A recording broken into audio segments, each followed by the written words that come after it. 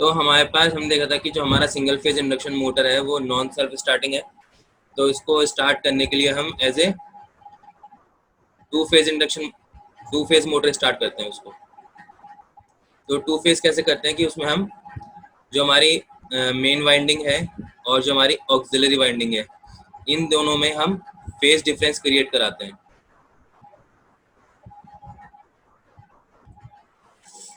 तो ये हमारी इधर ये जो है मेन वाइंडिंग है, ये हमारा रेजिस्टेंस ऑफ मेन वाइंडिंग, ये हमारा reactance of main winding. Similarly ये हमारी जो है ऑक्सिलरी वाइंडिंग है, जिसका ये रेजिस्टेंस है आर ए और एक्स ए। तो अगर हम इसका फेजर डायग्राम लें वी, और जो हमारी मेन वाइंडिंग है उसमें हम एक्सएम को लार्ज रखें with respect to R M. अगर हम एक्सएम को लार्ज रखें तो हमारा नेचर जो हो जाएगा वो हाईली इंडक्टिव हो जाएगा। हाईली इंडक्टिव होने की वजह से हमारा जो फेजर है वो काफ़ी लैग करेगा करंट का, क्योंकि यहाँ पे वोल्टेज है, ये मेन वाइंडिंग पैरेलल में, तो यहाँ पे जो करंट आएगा वो क्या होगा, V बाई आई एम क्या हो जाएगा, V अपॉन जेड एम। तो हमारा करंट जो है लैग करेगा। अब जो ऑक्सिलरी वाइंडिंग है उसमें हम क्या करते हैं कि जो हमारा रेजिस्टेंस है उसको काफ़ी ज़्यादा रखते हैं विद रिस्पेक्ट टू एक्स ए। तो इसका मतलब क्या है कि हमारा रेजिस्टिव इफेक्ट ज़्यादा होगा, तो उसकी वजह से जो हमारा करंट है वो ऑलमोस्ट इन फेज होगा वी के, यानी फेज डिफरेंस जो है वो हमारा कम होगा। ये हो गया हमारा आई ए। इन दोनों का जो रिजल्टेंट है वो हमारा बन जाएगा आई।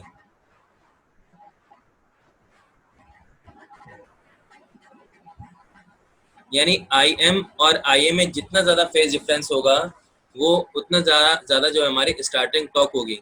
तो हमने कल क्या देखा था कि डिज़ायरेबल कितना है, फाई कितना होना चाहिए हमारा, अगर हमारे पास फाई टू ले लो, फाई टू यानी आई ए और आई एम के बीच में थीटा ले लो, थीटा लिया था हमने, थीटा ले लो।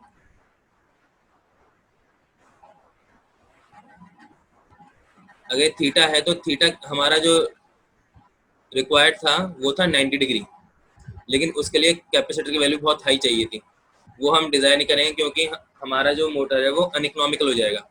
तो यहाँ पे हमने क्या किया कि सिर्फ इंडक्टेंस में चेंज किया, मेन वाइंडिंग का जो इंडक्टेंस है वो ज़्यादा होगा रखेंगे हम, और यहाँ पे क्या रहेगा, हमारा रेजिस्टेंस ज़्यादा रहेगा और इंडक्टेंस कम रहेगा, जिससे क्या होगा हमारा जो आई ए है वो हमारा ऑलमोस्ट जो फेज डिफरेंस है वो काफ़ी कम होगा वी के साथ आई ए का, और वी के साथ आई एम का फेज डिफरेंस ज़्यादा होगा।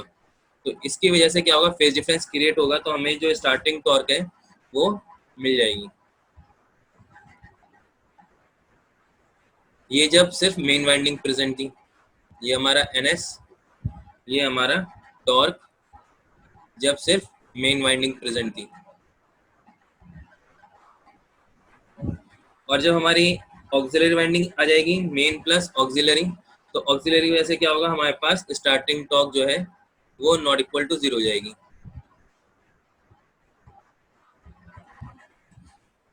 ये हमारा main winding plus auxiliary winding.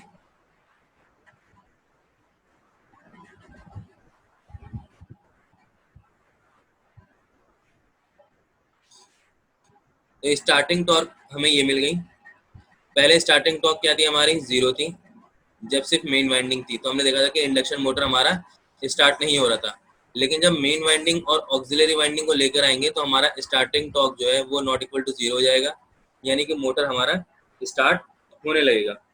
अब यहाँ से स्टार्ट होगा, तो जब मोटर हमारा स्टार्ट होगा तो उसको हम क्या करेंगे, ऑक्सिलरी वाइंडिंग को हटा सकते हैं बाय सेंट्रीफ्यूगल स्विच। यहाँ पे हमारा सेंट्रीफ्यूगल स्विच, तो हमने जो देखा था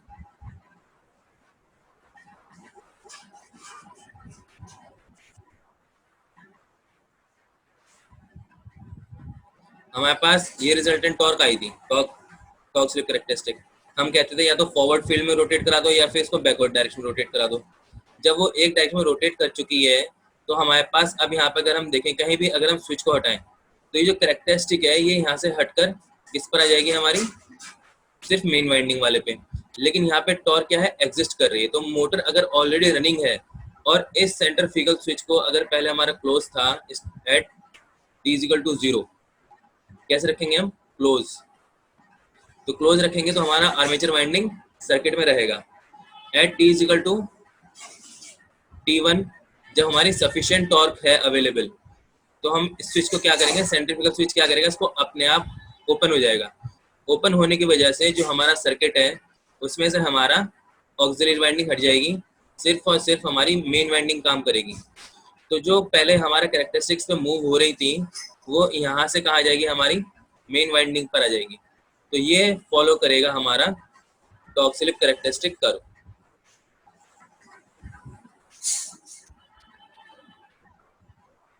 दोबारा सुन लो एक बार।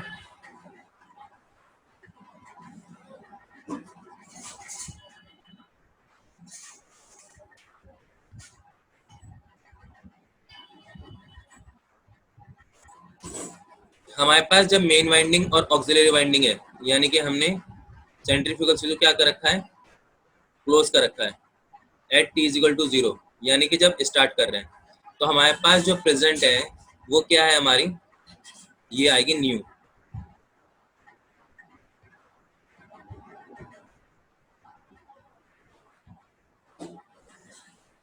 ये हमारा आएगा main winding plus auxiliary winding.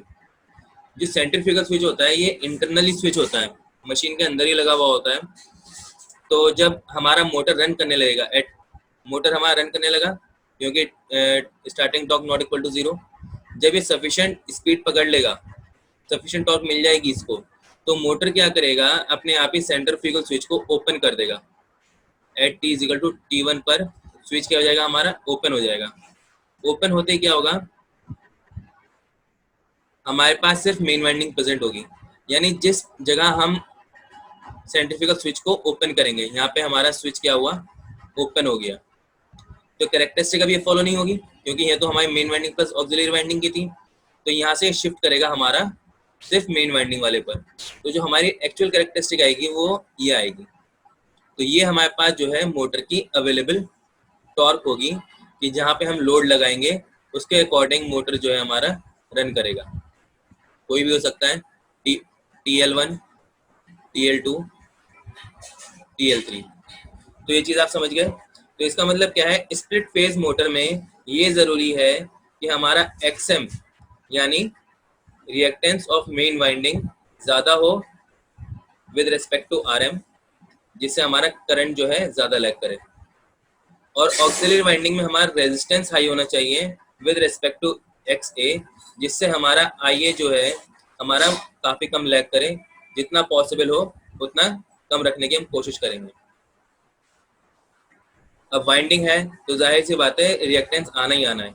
जब भी आप, अगर आप ये सोचोगे इन फेज आ जाएगा, तो फेज कभी नहीं आएगा, क्योंकि जो हमारी वाइंडिंग है उसमें हमेशा इंडक्टिव इफेक्ट होता है। अगर कुछ लोगों के दिमाग में आया होगा कि अगर हम प्योर रेजिस्टर लगा दें तो रेजिस्टर हमारी वाइंडिंग नहीं होती है। तो हमारा वाइंडिंग तभी होता है जब हम उसको टर्न्स देंगे, उसमें मैग्नेटिक फ्लक्स पास होगा, तभी हम उसको, उसकी मैग्नेटिक फील्ड जो है स्ट्रांग होगी। इसके बाद जो दूसरा है हमारा कैपेसिटर स्टार्ट मोटर। अब इसमें क्या है कि देखो करंट जो है हमारा ज़्यादा लैग कर रहा है, करंट जो है ना आई ज़्यादा लैग कर रहा है, तो पावर फैक्टर कैसा हो जाएगा, पोर हो जाएगा। तो इसको इम्प्रूव करने के लिए हमने क्या करा, ऑक्सिलरी वाइंडिंग में हमने कैपेसिटर लगा दिया। एक मिनट रुक जाओ।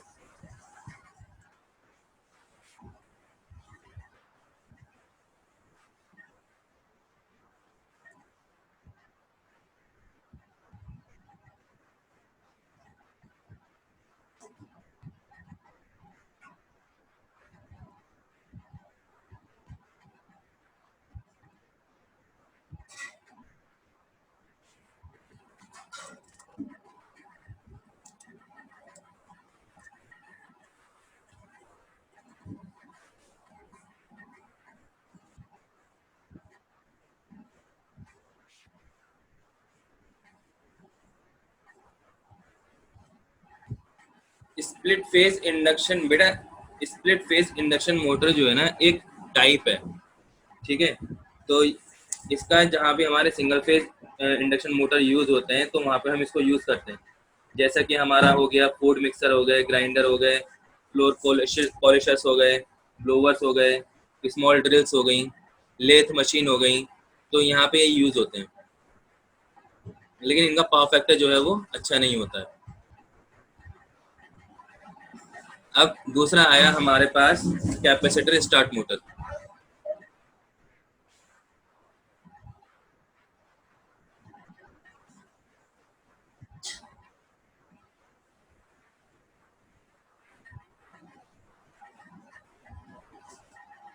तो यहाँ पे नाम में काफी कुछ है। कैपेसिटर स्टार्ट यानी जो कैपेसिटर हम यूज करेंगे वो सिर्फ हमारा स्टार्टिंग में यूज होगा, ओनली फॉर स्टार्टिंग। तो मैंने आपको बताया था कल कि हम दो टाइप के कैपेसिटर यूज करते हैं। एक होता है हमारा शॉर्ट ड्यूटी, जिसकी वैल्यू क्या होती है, कैपेसिटर की हाई होती है। तो ये सिर्फ स्टार्टिंग में काम आता है क्योंकि कॉस्टली होता है। जितना भी हम यूज करेंगे उतना उसके अंदर वेयर एंड टियर होगा, तो उतना ज्यादा हमारा वो जल्दी खराब हो जाएगा, उसकी लाइफ जो है उतनी कम हो जाएगी। तो ये क्योंकि हाई वैल्यू का होता है तो इसलिए जाहिर सी बात है इसकी कॉस्ट भी ज़्यादा होती है, तो इसको सिर्फ हम स्टार्टिंग में यूज़ करते हैं हाई फेज डिफरेंस क्रिएट करने के लिए ऑक्सिलरी वाइंडिंग और मेन वाइंडिंग में। फिर सेंट्रीफ्यूगल स्विच से इसको हटा देते हैं। तो सेम सर्किट डायग्राम है जैसे हमारा स्प्लिट फेज का था, बस डिफरेंस ये होगा इसमें कि हम जो है सीरीज में आर्मेचर वाइंडिंग के साथ कैपेसिटर ऐड कर देंगे।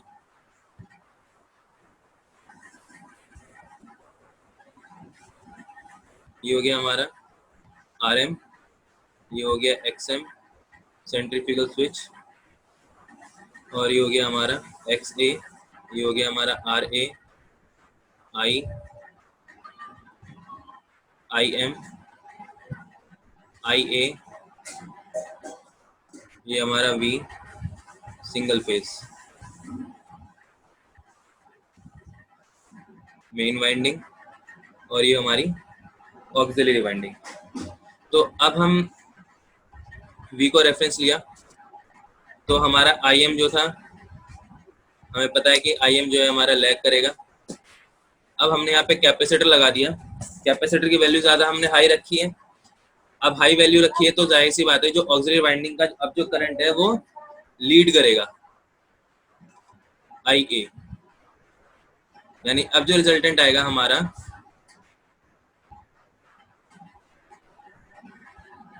आई। तो अब जो हमारा फेज डिफरेंस हो गया वो हमारा कम हो गया, तो इसका मतलब क्या हो गया, हमारा पावर फैक्टर भी इम्प्रूव हुआ, और जो हमारी स्टार्टिंग टॉर्क है वो भी हमारी इंक्रीज हो जाएगी। ये हमारी ओरिजिनल है,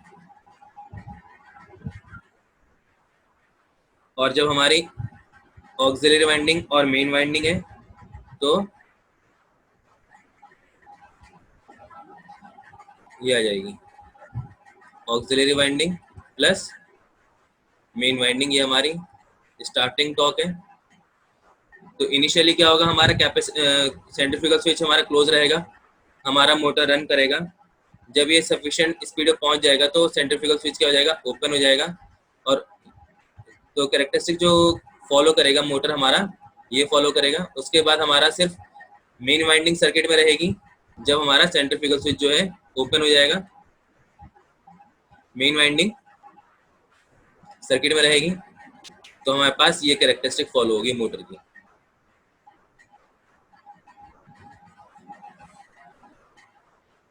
तो यहाँ पे जो है हमने स्विच को ओपन कर दिया, switch open.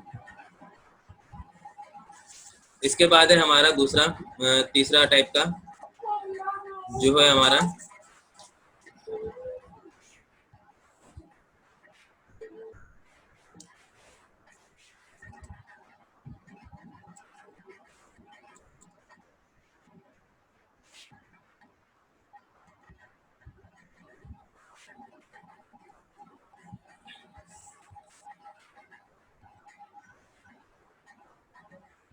Capacitor start capacitor run motor.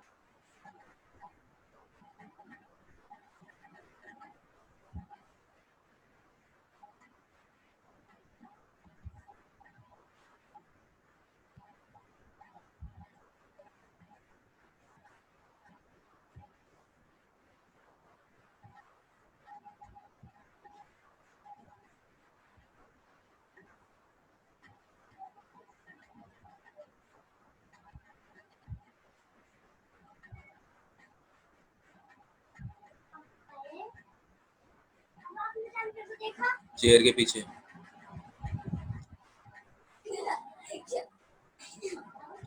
देखो अब ये जो हमारा है कैपेसिटर स्टार्ट और कैपेसिटर रन मोटर, यानी कि इसमें समझ में आ रहा है कि हम दो कैपेसिटर यूज करेंगे, एक स्टार्ट करने के लिए यूज करेंगे और रन करने के लिए यूज करेंगे।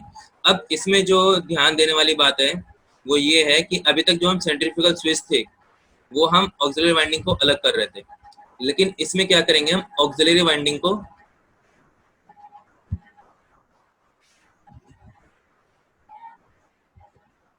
नोट डाउन करने की क्या जरूरत है, मैं तुम्हें स्क्रीन स्क्रीन शेयर कर दूंगा इसकी, तो नोट्स में तुम्हें दे दूंगा, तो इतना टाइम थोड़ा है। वैसे भी जूम जो है फ्री वर्जन है, इसमें सिर्फ 40 मिनट तक हम कर सकते हैं, वैसे तुम लोग 15 मिनट में आते हैं ऑनलाइन क्लास में भी, तो मैं तुम्हें शेयर कर दूंगा। तो ये हमारी स्टार्टिंग टॉर्क है। तो इसमें जो हो ऑक्सिलरी सॉरी सेंट्रीफ्यूगल स्विच है वो हम ऑक्सिलरी वाइंडिंग में ना यूज करके सिर्फ उस कैपेसिटर में यूज कर रहे हैं जो हमारा स्टार्टिंग में काम आएगा। तो ये स्टार्टिंग वाला जो कैपेसिटर है ये होगा हमारा हाई वैल्यू का, यानी शॉर्ट ड्यूटी, सिर्फ स्टार्ट करने काम आएगा। और ये जो कैपेसिटर होगा ये होगा हमारा लो वैल्यू, लेकिन इसकी ड्यूटी कैसी है, लॉन्ग ड्यूटी, मतलब ये रनिंग में काम आएगा। तो इसका पावर फैक्टर बहुत अच्छा होता है क्योंकि हमारा कैपेसिटर जो है परमानेंटली जो है सर्किट के अंदर ही लगा हुआ रहता है।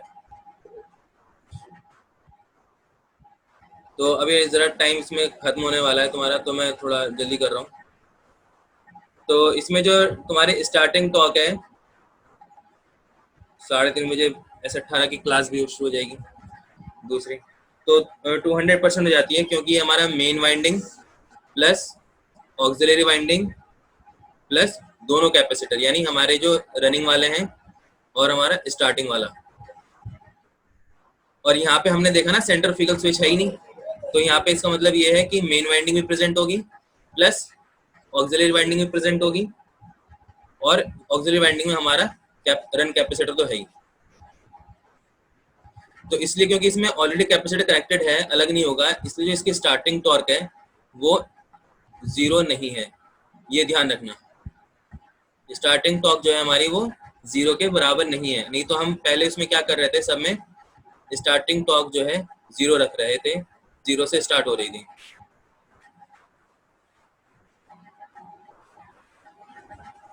देखो जीरो से स्टार्ट हो रहा था,